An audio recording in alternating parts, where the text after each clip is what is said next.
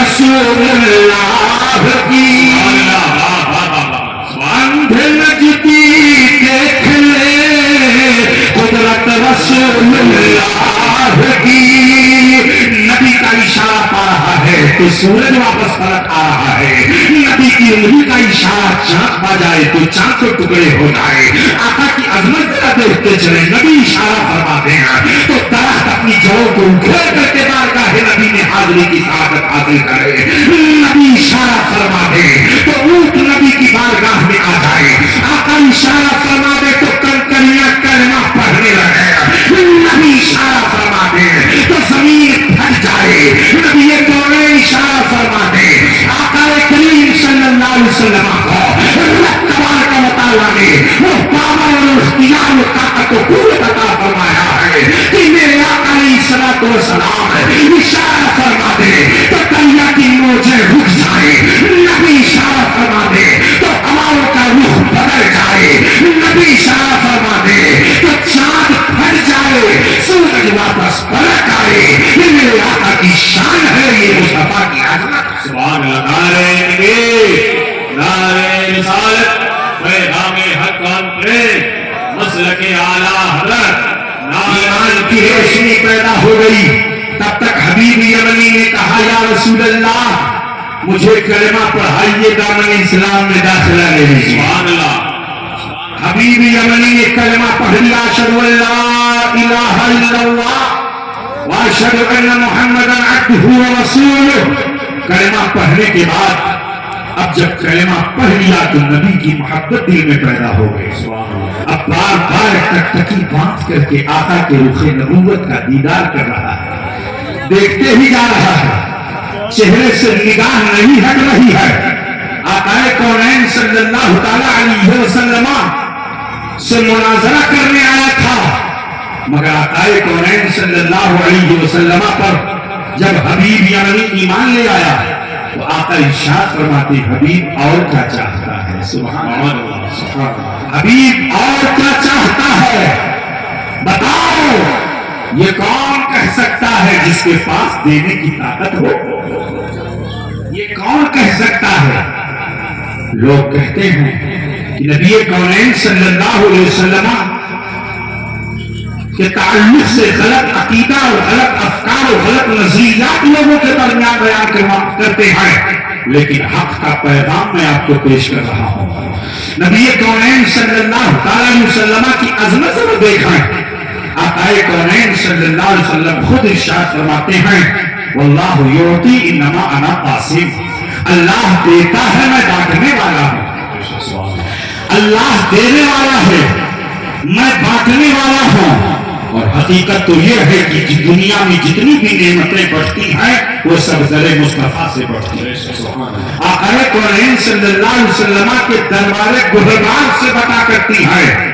اسی لیے تو اعلیٰ حضرت عظیم البرکت امام اہل سنت, امام عشق و محبت, امام احمد رضا خان علیہ رحمت و رضوان یہ عرض گزار ہوتے ہیں کہ آقا کونین صلی اللہ علیہ وسلم کی بارگاہ وہ بارگاہ ہے کہ ان کی بارگاہ میں جو مانگو آقا عطا فرما دیتے.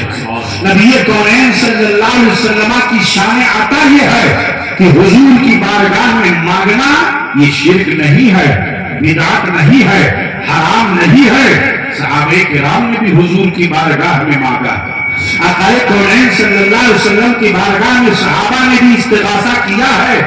نبی کونین صلی اللہ علیہ وسلم کی بارگاہ میں اسألک مرافقتک فی الجنہ, یہ کون؟ یہ صحابی رسول ہیں جو کہہ رہے ہیں. بخاری میں بھی موجود ہے, مسلم میں موجود ہے, ابو داؤد شریف, نسائی شریف, صحاح ستہ کی کتابیں آپ دیکھ رہے. نبی کونین صلی اللہ علیہ وسلم کی بارگاہ میں مانگنا یہ شرک نہیں ہے. صحابہ کرام نے بھی بارگاہ رسالت سے مانگا. اس لیے کہ ساری نعمتیں ملیں گی تو در رسول سے ملیں گی. دینے والا رب ہے اور دلانے والے مصطفیٰ. دینے والا رب اور دلانے والے مصطفیٰ. اسی لیے تو اعلیٰ حضرت عظیم البرکت پکار اٹھے کہ واہ کیا جو تو کرم ہے शहबत तेरा, سبحان اللہ سبحان اللہ. वाह क्या जूद करम है शहबत तेरा, वाह क्या जूद करम है शहबत तेरा, नहीं सुनता ही नहीं मांगने वाला तेरा, मांगने वाला तेरा.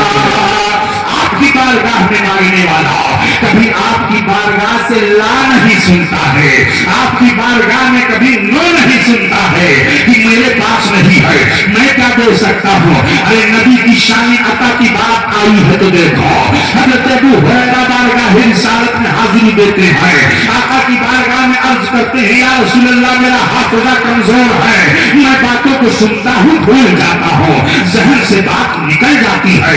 आका ने ये नहीं इरशाद फरमाया अबू हुरैरा कोई माजूर ले लो, अबू हुरैरा किसी हकीम के पास चले जाओ, अबू हुरैरा किसी तबीब और किसी डॉक्टर के पास जाओ, तुमको कोई दवाई दे देगा, उससे तुम्हारा हाफिजा कभी हो जाएगा. नहीं नहीं, आए कौनैन सल्लल्लाहु अलैहि वसल्लम की बारगाह में हज़रत अबू हुरैरा हाजिरी दे रहे हैं. आए कौनैन इरशाद फरमाते हैं अबू हुरैरा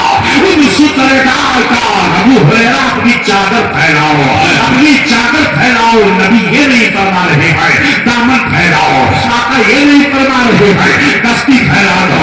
आज तुम्हें फैलाना है तो अपनी चादर फैलाना है. अबू हुरैरा से मेरे आका इरशाद फरमा रहे हैं अबू हुरैरा अपनी चादर फैला दो. हज़रत अबू हुरैरा मिजाज शनास थे, नबी कौनैन सल्लल्लाहु अलैहि वसल्लम के मिजाज मुकद्दस को पहचानने वाले थे. आज आका बहुत कुछ अता फरमाने वाले हैं, आज आका बहुत कुछ देने वाले हैं, इसलिए दामन फैलाने का हुक्म नहीं है. इसलिए कोई छोटी मोटी कोई छोटी दस्ती या कोई छोटा कपड़ा का टुकड़ा फैलाने का हुक्म नहीं है, बल्कि अबू हुरैरा पूरी चादर फैला दो. नबी कौनैन की बारगाह में अबू हुरैरा ने चादर फैला दिया है. आका कौनैन सल्लल्लाहु अलैहि वसल्लम के फज़ाओं ने अपने हाथों को बुलंद फरमाया और बुलंद फरमाने के बाद अबू हुरैरा की चादर में डाल दिया और डालने के बाद मेरे आका फरमाते हैं अबू हुरैरा इस चादर को अपने सीने से लगा लो. अबू हुरैरा ने इस चादर को अपने सीने से लगा लिया. हज़रत अबू हुरैरा ये नहीं अर्ज़गुज़ार होते हैं या रसूल अल्लाह आपने क्या दिया, फज़ाओं में क्या आपने अपने हाथों को यूं बुलंद कर दिया, कोई एतराज नहीं कर रहा है. इसलिए मेरे आका है कि जब देने पर आते हैं, जब आता करने पर आते हैं तो कुछ नहीं देखते हैं. कभी तो इस्लाम लाने के बाद एक सहाबी गए अपने काफिला के अंदर और अपने कबीला के अंदर, कहा मैं उस नबी की बारगाह से आ रहा हूँ कि जब वो देने पर आता है उसकी शान आता ये है कि वो इतना देता है कि फिर तो वो फाका का अंदेशा ही नहीं, मुफलिसी और तलाशी का अंदेशा ही नहीं रहता है. इसलिए इस्लाम ले आओ. नबी कौनैन सल्लल्लाहु अलैहि वसल्लम बहुत कुछ अता फरमा देते हैं. अल्लाहु अकबर. नबी कौनैन सल्लल्लाहु अलैहि वसल्लम की बारगाह है, हबीब यमनी खड़ा हुआ है. आका कौनैन इरशाद फरमाते हैं कि ऐ हबीब और क्या चाहता है, और क्या चाहता है, और क्या चाहता है. अब हबीब यमनी के चेहरे की कैफियत बदल गई. आका कौनैन सल्लल्लाहु अलैहि वसल्लम की बारगाह में अर्ज गुजार होते हैं या रसूल अल्लाह अब आप ही बता दीजिए कि मैं क्या चाहता हूं. आप ही बता दीजिए कि मैं क्या चाहता हूं. अब आप अंदाजा लगाएं हबीब यमनी के दिल में क्या चल रहा है, उनके दिल में ज़हन और फिक्र में क्या ख्यालात हैं. उनका अकीदा है कि नबी कौनैन सल्लल्लाहु अलैहि वसल्लम जानते हैं. तभी तो कह रहे हैं कि आका मैं क्या चाहता हूं आप ही बता दीजिए, आप ही खबर कर दीजिए. नबी कौनैन सल्लल्लाहु अलैहि वसल्लम इरशाद फरमाते हैं बता दूं. आप बता दीजिए आका, आप ही बता दीजिए कि मैं क्या चाहता हूं. तब तक नबी कौनैन सल्लल्लाहु अलैहि वसल्लम इरशाद फरमाते हैं हबीब तेरी एक बेटी है, वो लोली है, लंगड़ी है, अंधी है, लूली है, जबान से गूंगी है, अपाहिज है, تب تک چہرے کی کیفیت بدلتی جا رہی ہے.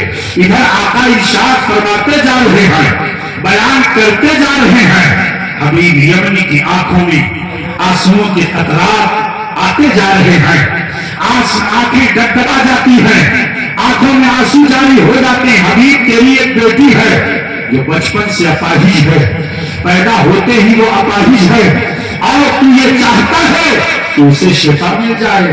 اللہ اللہ, اپنے آقا کی عظمت ذرا دیکھا, تو یہ چاہتا ہے کہ اسے شفا مل جائے. حبیب یمنی عرض گزار ہوتے ہیں, ہاں میرے آقا, میں چاہتا ہوں کہ اسے شفا مل جائے, میں چاہتا ہوں کہ وہ ٹھیک ہو جائے, میں چاہتا ہوں کہ وہ بولے, میں چاہتا ہوں کہ وہ چلے, میں چاہتا ہوں کہ وہ مجھے پکڑے, میں چاہتا ہوں کہ میری بیٹی میرے سامنے بولے. یہ کہتے ہوئے بارگاہ رسالت میں رونے لگتے ہیں. آقا کونین صلی اللہ علیہ وسلم ارشاد فرماتے ہیں, اے حبیب یمنی جا, میں نے تیری بیٹی کو شفا دے دیا, تیری بیٹی تندرست ہو گئی, اتنا زبان رسالت سے نکلنا تھا.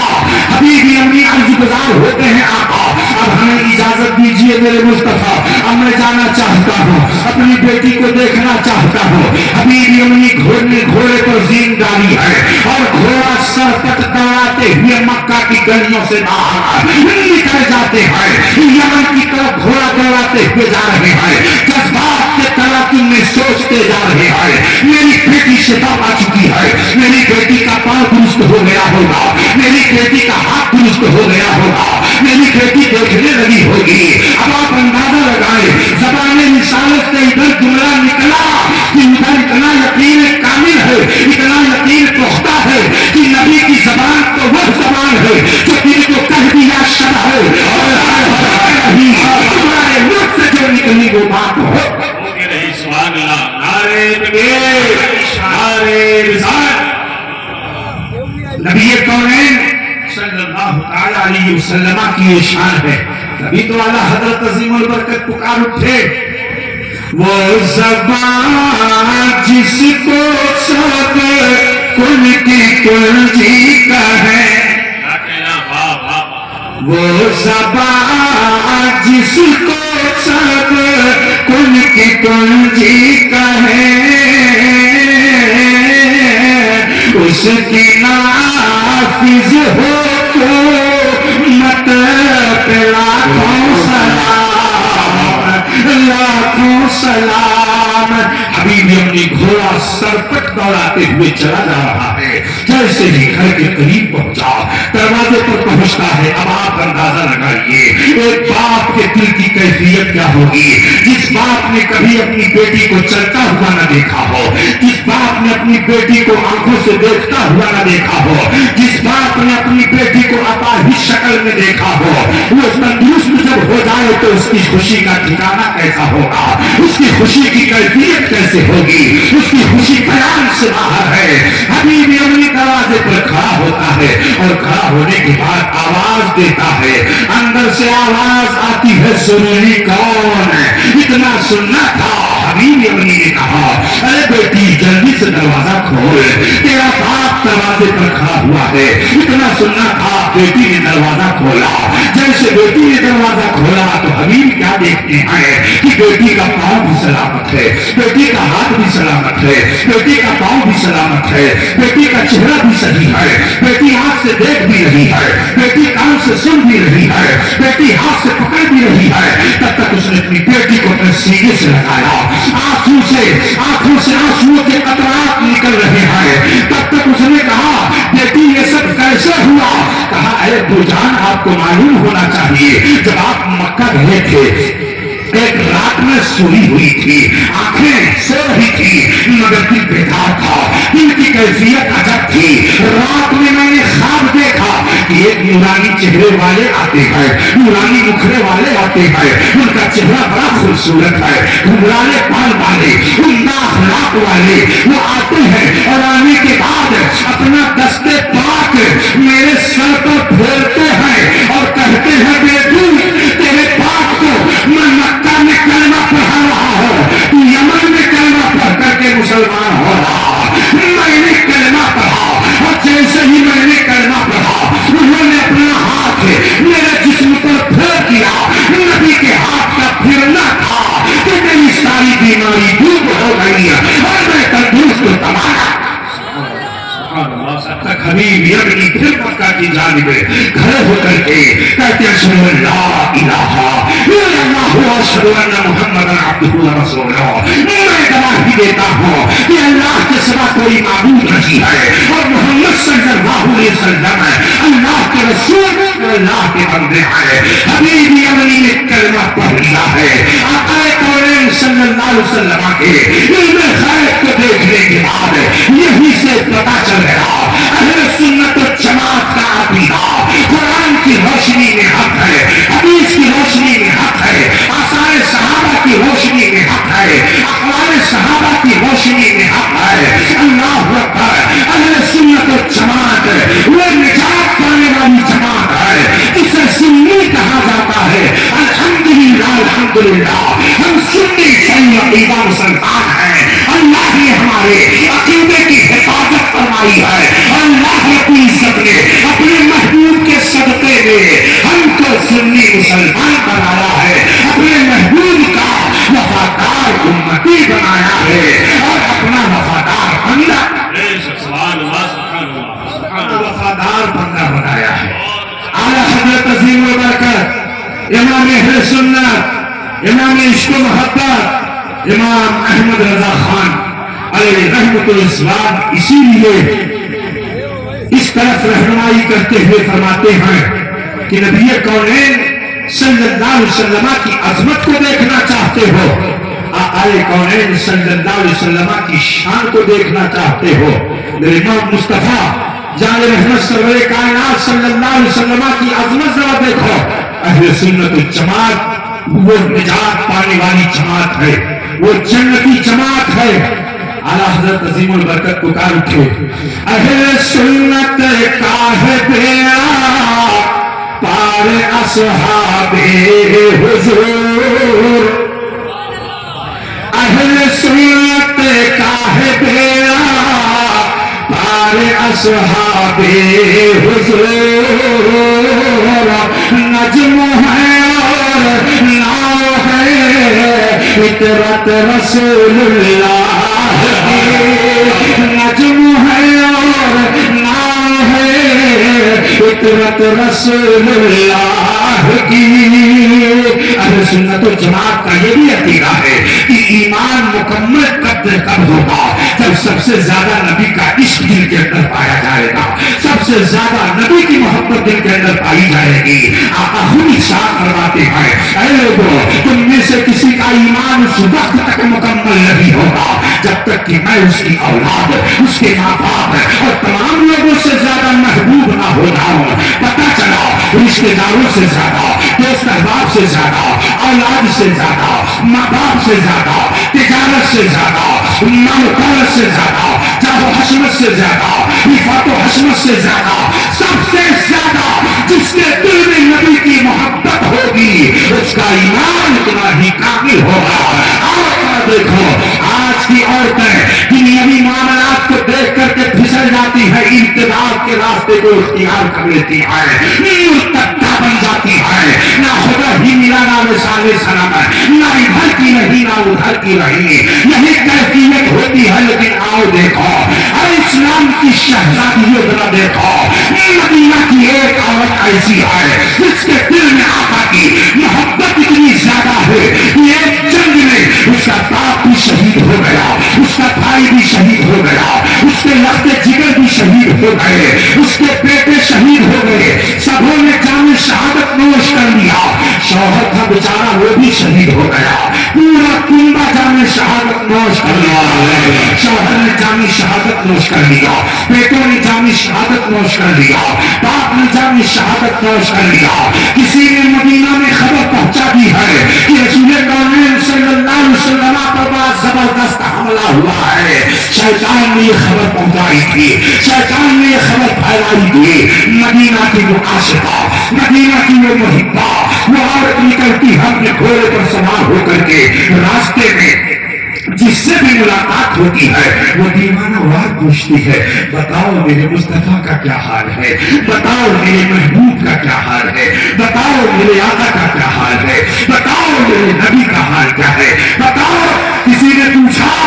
میرا باپ شہید ہو گیا اس کے بارے میں نہیں پوچھے گی. اور آگے بڑھی بچوں کی شہادت کی خبر ملتی ہے. اب مجھے بتاؤ اس عورت کے دل پر کیا گزری ہوگی جب بچوں کی شہادت کی خبر اسے ملی ہوگی, جب باپ کی شہادت کی خبر اسے ملی ہوگی, جب شوہر کی شہادت کی خبر اسے ملی ہوگی. چنانچہ سارے لوگ خبر دیتے جا رہے ہیں مگر وہ یہی کہتی ہے بتاؤ میرے آقا کا کیا حال ہے, میرے مصطفیٰ کا کیا حال ہے. نہ شوہر کی شہادت کا خیال ہے, نہ گھر کے کفالت کا خیال ہے. کون مجھے دیکھ ریکھ کرے گا, کون میرے لیے کمائے گا, کچھ نہیں سوچ رہی ہے. بار بار یہی پوچھ رہی ہے بتاؤ میرے مصطفیٰ کا کیا حال ہے, بتاؤ میرے آقا کا کیا حال ہے.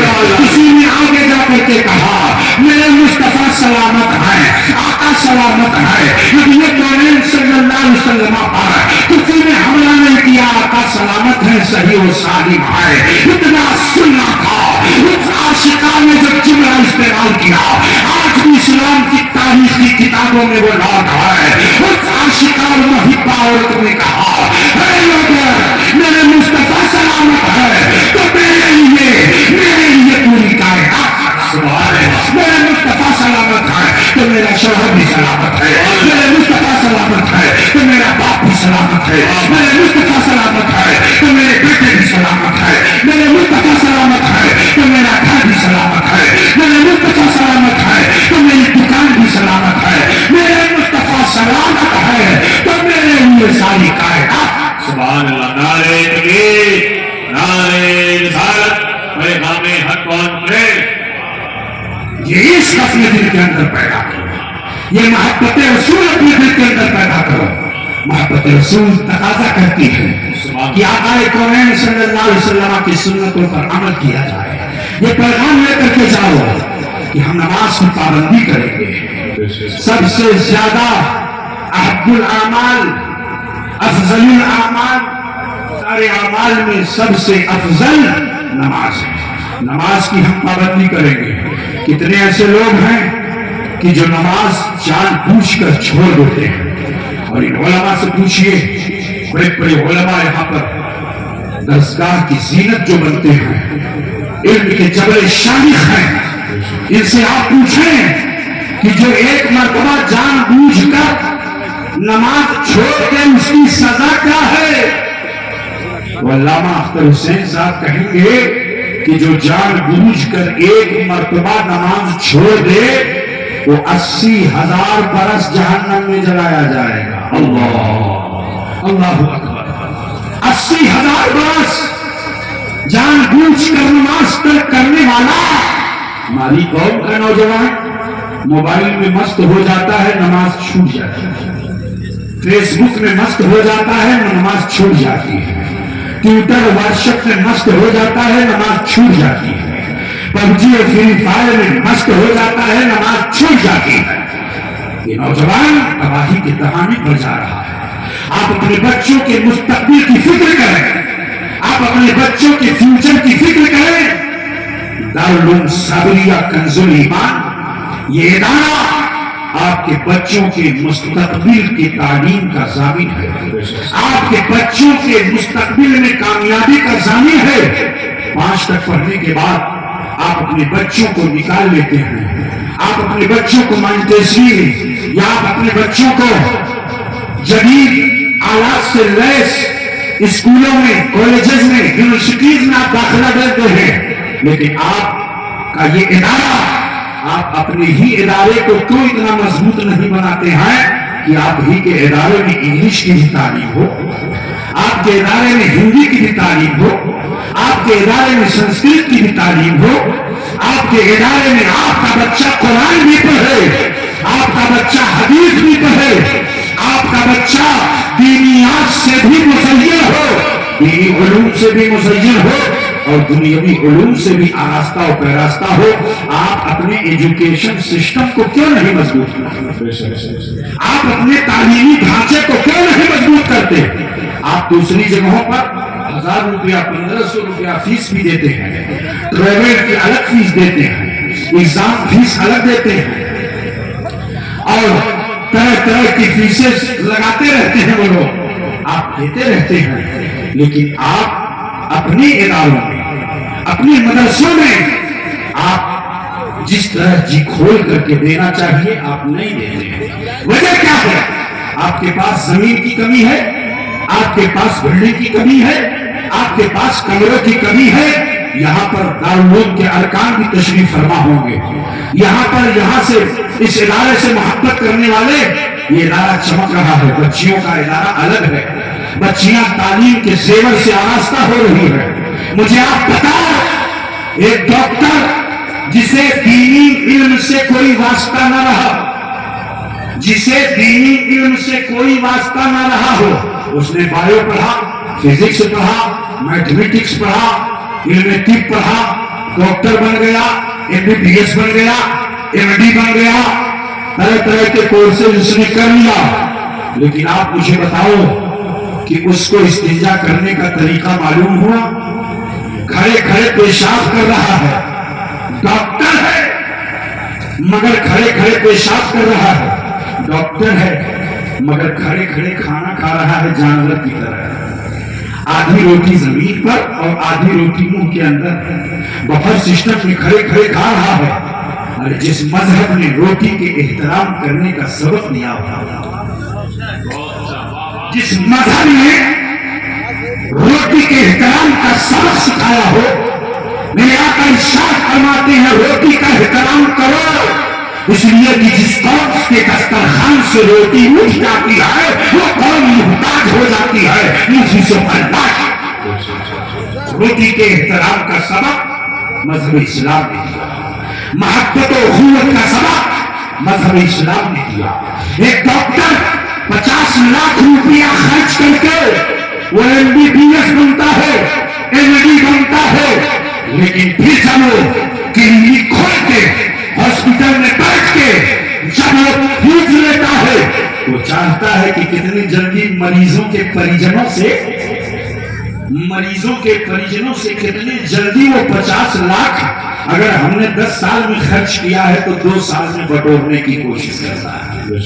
یہی وجہ ہے کہ لوگ پریشان ہو جاتے ہیں. میں آپ سے پوچھنا چاہتا ہوں, آپ کا بچہ جب اخلاقیات کے علم سے وہ آراستہ ہوگا, آپ کا بچہ جب ڈاکٹر بنے گا اور وہ عالم بھی بنے گا, تو آپ اس کے سامنے سب سے پہلے مریض کی عیادت کا تصور ہوگا. آقا ارشاد فرماتے ہیں جو مریض کی عیادت کے لیے جاتا ہے اللہ اس کی خطاؤں کو معاف فرما دیتا ہے. جو مریض کی عیادت کرتا ہے اللہ اس کی خطاؤں کو معاف فرما دیتا ہے. اب اس ڈاکٹر کے سامنے آقا کی سنتیں پہلے ہوں گی, وہ اپنی فیس بٹورنے کی کوشش نہیں کرے گا. یہ تو انگریزوں کی سازش تھی کہ مسٹر اور ملا کو الگ کر دیا. دے رہا ہوں حضرت علامہ امام غزالی رحمۃ اللہ علیہ اور وقت کا علم فلکیات کا سب سے بڑا سائنٹسٹ جسے البیرونی کہا گیا. البیرونی علم فلکیات کا, علم موسمیات کا سب سے بڑا سائنٹسٹ بنا, اور دونوں ایک ہی مدرسے کے چھت کے نیچے علم حاصل کر رہے. امام غزالی نے بھی وہی کہا, امام غزالی نے بھی وہی علم حاصل کیا اور البیرونی نے بھی وہی علم حاصل کیا. آخر وجہ کیا ہے کہ اس کو ڈیوائڈ کر دیا گیا, اسے تقسیم کر دیا گیا. وہی مسٹر جب کھڑے ہو کر کے پیشاب کریں تو روشن خیال شمار کیے, وہی مسٹر جب کھڑے ہو کر کے کھانا کھائیں جانوروں کی طرح, وہی مسٹر جب کھڑے ہو کر کے پیشاب کریں جانوروں کی طرح تو روشن خیال شمار کیے جائیں. اور اگر کوئی مولانا کوئی عالم دین بتا دے کہ بابو کھڑے ہو کر کے کھانا یہ جانوروں کا طریقہ ہے اور بیٹھ کر کے کھانا مصطفیٰ دار رحمت کا طریقہ ہے, اللہ کے رسول صلی اللہ علیہ وسلم کی سنت ہے, آؤ کھاؤ تو کس طرح کھانا چاہیے, کس طرح استنجے کے لیے جانا چاہیے, کس طرح روٹی کا احترام کرنا چاہیے, یہ سب آپ کو نہ یونیورسٹی سے ملے گا نہ کالج سے ملے گا, یہ آپ کو نہ اسکول سے ملے گا. اگر ملے گا تو صرف آپ کو مدارس عربیہ سے ملے گا. عربی مدارس سے بچوں کے ذہن و فکر میں ڈالا جاتا ہے کہ ماں باپ کا احترام کیسے کرنا ہے، بھائی کا احترام کیسے کرنا ہے، گھر میں جانا ہے تو کیسے سلام کرنا ہے، گھر سے باہر آنا ہے تو سلام کر کے آنا ہے، مدرسے میں آنا ہے تو استاذ کا احترام کرنا ہے، مدرسے سے جانا ہے تو استاذ کی تکریم کرنا ہے. کیسے ایک انسان کو انسانیت کا سارا سبق اگر پڑھایا جاتا ہے تو صرف مدارس عربیہ میں پڑھایا جاتا ہے. نہ ان کے اندر بغاوت کا عنصر ہوتا ہے، نہ ان کے اندر پروٹیسٹ کا عنصر ہوتا ہے. آپ ذرا دیکھیے یونیورسٹیز میں اسٹوڈنٹ کی یونین قائم ہے، وہ یونین جس طرف چاہے وہ پھیر دیتی ہے. وائس چانسلر کو اگر چپراسی بنانا ہے تو چپراسی بنا دیتی ہے، اور چپراسی کو وائس چانسلر بنانا ہے تو وائس چانسلر. لیکن طلبہ کے اندر طالبان علوم نبویات مصطفیٰ جان رحمت صلی اللہ علیہ وسلم کے دین کے سچے وارث، یہ علماء کی جماعت، یہ مصطفیٰ جان رحمت صلی اللہ علیہ وسلم کے وارثین، یہ جہاں جاتے ہیں رحمت کا پھول لے کر کے جاتے ہیں، یہ جہاں جاتے ہیں محبت کا پھول لے کر کے جاتے ہیں، یہ الفت و محبت کا سبق پڑھاتے ہیں. اس لیے میں آپ سے گزارش کروں گا اپنے ایجوکیشن سسٹم کو مضبوط کیجیے، آپ اپنے اداروں میں خرچ کیجیے، اس کے ایجوکیشن سسٹم کو اتنا مضبوط کیجیے. آپ کیا انگریزی نہیں جانتے؟ الحمدللہ ہمارا دارالعلوم علیمیہ جمنا شاہی جو مشرقی یوپی کا ایک عظیم الشان ادارہ ہے، وہاں سے پڑھے ہوئے طلبا علی گڑھ جاتے ہیں. مسلم یونیورسٹی میں جب پہنچتے ہیں تو وہاں کے جو پروفیسران ہیں ان کا یہ کہنا ہے کہ دارالعلوم علیمیہ سے پڑھنے والے طلبا جب یہاں آتے ہیں تو ہم ان کا داخلہ اس طور پر لیتے ہیں کہ وہ نہایت قابل رہتے ہیں، باصلاحیت رہتے ہیں. ہمارے یہاں سے پڑھے ہوئے طلبا پروفیسر بھی بن رہے ہیں، ڈاکٹر بھی بن رہے ہیں. کوئی آرمی کیمپ میں بچوں، آرمی کے بچوں کا، فوجیوں کے بچوں کو پڑھانے کا کام کر رہا ہے. دارالعلوم علیمیہ جمنا شاہی ایسا عظیم الشان ادارہ ہے. جامعہ ملیہ، جامعہ حیدرآباد، جموں کشمیر یونیورسٹی اور دیگر اداروں سے، یونیورسٹیوں سے دارالعلوم علیمیہ کا الحاق ہے. دارالعلوم علیمیہ کی سند وہاں پر پہچانی جاتی ہے، جانی جاتی ہے، تصویر دی جاتی ہے. میں آپ سے پوچھنا چاہتا ہوں اپنے تعلیمی اداروں کو، اپنے مکتب کو مضبوط کیجیے. علامہ اختر حسین صاحب یہ چاہتے ہیں کہ آپ کا بچہ علم دین کے زیور سے بھی آراستہ ہو، دنیاوی علوم سے بھی مزین. اس لیے آپ یہاں کے جو اساتذہ ہیں ان کی قدر کیجیے، ان کا احترام کیجیے، اور جدید تعلیم دینے والے ایسے ماسٹرز کا انتخاب کیجیے جو آپ کے بچوں کو فزکس بھی پڑھا سکیں، آپ کے بچوں کو بایو بھی پڑھا سکیں، آپ کے بچوں کو ریاضی علم میتھمیٹکس بھی پڑھا سکے، حساب بھی پڑھا سکیں.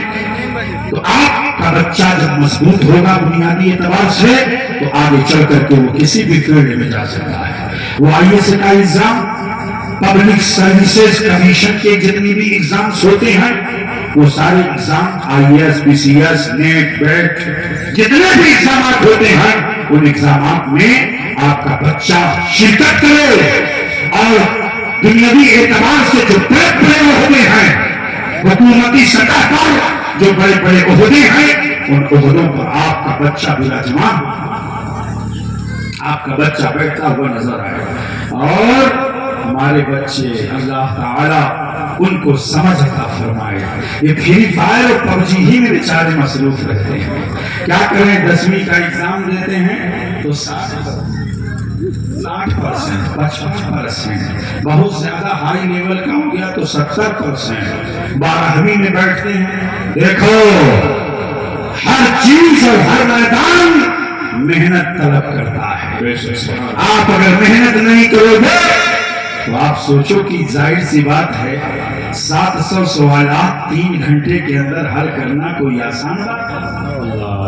کوئی آسان بات ہے؟ 700 سوالات 3 گھنٹے کے اندر 12 گھنٹے مسلسل جو بچے پڑھتے ہیں اور پڑھنے میں ان کا ٹیلنٹ ہوتا ہے، ٹیلنٹڈ طلبہ ہوتے ہیں، ٹیلنٹڈ اسٹوڈنٹ ہوتے ہیں، تبھی وہ جا کر کے ایسے ایگزامس پاس کر پاتے ہیں۔ اپنے بچوں کو پڑھاؤ تبھی آپ کا بچہ آگے بڑھے گا۔ آج عالم یہ ہے کہ مدرسے میں اگر پڑھ رہا ہے، سو رہا ہے، اٹھ لے، جلدی جا، بھاگتا کیوں نہیں ہے، جلدی سے سو پڑھ۔ اور اگر انگلش میں پڑھ رہا ہے تو ماں ہے بیچاری 1 گھنٹہ پہلے میں اٹھ کر کے ٹفن دینا ہے، کپڑا دھونا ہے، ٹائی پہنانا ہے، 1 گھنٹہ پہلے ہی بس کے انتظار میں لے کر کے بستہ کھڑی رہتی ہے۔ میں آپ سے پوچھنا چاہتا ہوں، آپ کا بچہ کیا نہیں کر سکتا؟ آپ نے اپنے بچے کے دل کے اندر علم کا احساس ہی نہیں جگایا، تعلیم و تعلیم کا جذبہ آپ نے پیدا ہی نہیں کیا۔ آپ اپنے بچے کو 3 سال کا بچہ ہو، 3 سال سے 5 سال تک، 4 سال تک آپ اپنے بچوں کو نرسری میں فرسٹ، سینئر کے جی، جونیئر کے جی، اس میں آپ داخلہ لگا بچوں کو پڑھائیں۔ شروع ہی سے آپ کے بچوں کی نشو و نما جب تعلیم و تعلم کے ماحول میں ہوگی، اس کو احساس ہوگا کہ میرا باپ چاہتا ہے کہ میں پڑھوں، میری ماں چاہتی ہے کہ میں پڑھوں، میرے گھر والے چاہتے ہیں کہ میں پڑھوں۔ وہ وقت کا پابند ہوگا، وقت کی پابندی کرے گا وہ، اور جب وقت کی پابندی کرے گا تو آپ سمجھ جائیے کہ تعلیم کے لیے وقت کی پابندی بہت ضروری ہے۔ جو قوم وقت کی پابندی نہیں کرتی ہے وہ قوم ترقی کے راستوں سے پیچھے رہ جایا کرتی ہے۔ اس لیے پڑھو اور خوب پڑھو میرے پیارو، تعلیم کے میدان میں آگے بڑھو، اپنے بچوں کو پڑھاؤ، آدھی روٹی کھاؤ، بھوکے سو جاؤ، لیکن اپنے بچوں کو پڑھانے کا جتن کرو، اپنے بچوں کو پڑھانے کا مزاج پیدا کرو۔ وہ زمانہ گیا کہ جب لوگ چلے جاتے تھے ممبئی بھاگ کر کے اور اس کے بعد میں بڑے بڑے سیٹ بن جاتے تھے، وہ دور اب گیا۔ اب ایجوکیشن کے لیے، تجارت کے لیے، بزنس کے لیے بھی آپ کو ایجوکیشن کی ضرورت ہے۔ سارا معاملہ نیٹ پر آ گیا ہے۔ آپ جب پڑھے لکھے نہیں رہو گے تو آپ کیا کر پاؤ گے؟ کچھ نہیں کر پاؤ گے۔ مزدوری کرو گے یا جا کر کے اینٹ بھٹا کا کام کرو گے؟ پڑھو، اگر نہیں پڑھو گے تو زمانے کی رفتار سے آپ پیچھے رہ جاؤ گے۔ اس لیے میرے بچوں، میری قوم کے نوجوانوں، اپنے دل کے اندر یہ جذبہ لے کر کے جاؤ کہ ہم خود بھی پڑھیں گے، اپنے بچوں کو پڑھائیں گے، اپنے بچوں کو پڑھائیں گے۔ دارالعلوم صابریہ کنز الایمان، آپ اپنی بچیوں کو داخلہ کرائیے، اپنی بچیوں کو بھی پڑھائیے، اپنی بچیوں کو زیور علم سے آراستہ کیجیے تاکہ آپ کی بچیاں ارتداد کے فتنے سے بچ سکیں، مرتدہ ہونے سے بچ سکیں۔ کلکم راع وکلکم مسئول عن رعیتہ، تم نے کا ہر ایک چرواہا ہے اور ہر چرواہا اپنے ریوڑ کے بارے میں پوچھا جائے گا، آپ سے پوچھا جائے گا آپ نے بچوں کو پڑھانے کا کیا جتن کیا تھا، آپ نے بچوں کو پڑھانے کے لیے آپ نے کیا کیا تھا، آپ سے پوچھا جائے گا۔ آپ سے یہ نہیں پوچھا جائے گا کہ صبح سویرے سویرے آپ جا کر کے ہوٹل پر بیٹھ کر کے 2-4 چسکی چائے لے کر کے اور اپنا وقت 2-4 گھنٹہ وہاں ضائع کر کے چلے آتے تھے۔ آج سے آپ کے بچوں کے بارے میں ضرور سوال ہوگا، مواخذہ ہوگا۔ کلکم راع وکلکم مسئول عن رعیتہ، تم نے کہا ہر ایک چرواہا ہے اور ہر چرواہا اپنے ریوڑ کے بارے میں پوچھا جائے گا، اس سے مواخذہ ہوگا۔ بچوں کی تربیت بھی ضروری ہے، بچوں کو علم دین دینا بھی ضروری ہے، بچوں کو دنیاوی علوم سے آراستہ کرنا بھی ضروری ہے۔